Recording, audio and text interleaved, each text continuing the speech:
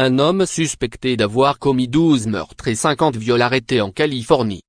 Le mystère du Golden State Killer pourrait enfin avoir été résolu.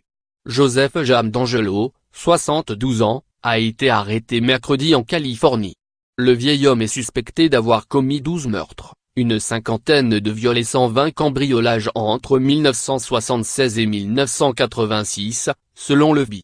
Mardi, un mandat d'arrestation avait été déposé à l'encontre de ce multirécidiviste, identifié grâce à des analyses d'ADN au bout 40 ans de recherche, a assuré la procureure du district de Sacramento lors d'une conférence de presse. Nous avons trouvé l'aiguille dans la botte de foin.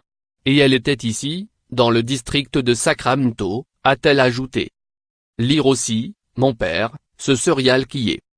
Le suspect, également surnommé le violeur de l'Est, ou le tout premier harceleur nocturne, a été placé en détention à Sacramento, la capitale de l'État. Ses victimes étaient âgées de 14 à 41 ans. La plupart de ces crimes avaient eu lieu aux alentours de Sacramento, mais certains s'étaient déroulés dans la baie de San Francisco et tout au sud de la côte californienne, jusque dans le comté d'Orange.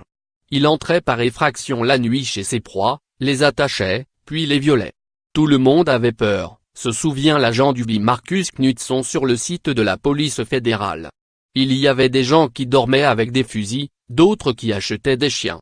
Les gens avaient peur, et ils avaient le droit de l'être. Cet homme terrorisait la communauté, il faisait des choses horribles, ajoute-t-il. Il est temps pour toutes les victimes de respirer, de mettre fin à l'anxiété dont elles ont souffert ces 40 dernières années et de guérir. Bruce Harrington, frère d'une victime du Golden State Killer. Les deux premiers meurtres du Golden State Killer avaient eu lieu en février 1978. Quant au premier viol, il date du 18 juin 1976. La victime, Jeanne, faisait la sieste avec son fils de 3 ans après que son mari soit parti travailler lorsqu'elle a été réveillée par un homme masqué entré par effraction.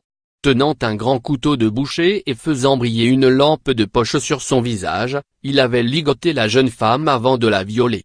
Ce crime avait lancé une chasse à l'homme qui pourrait bien avoir pris fin mercredi.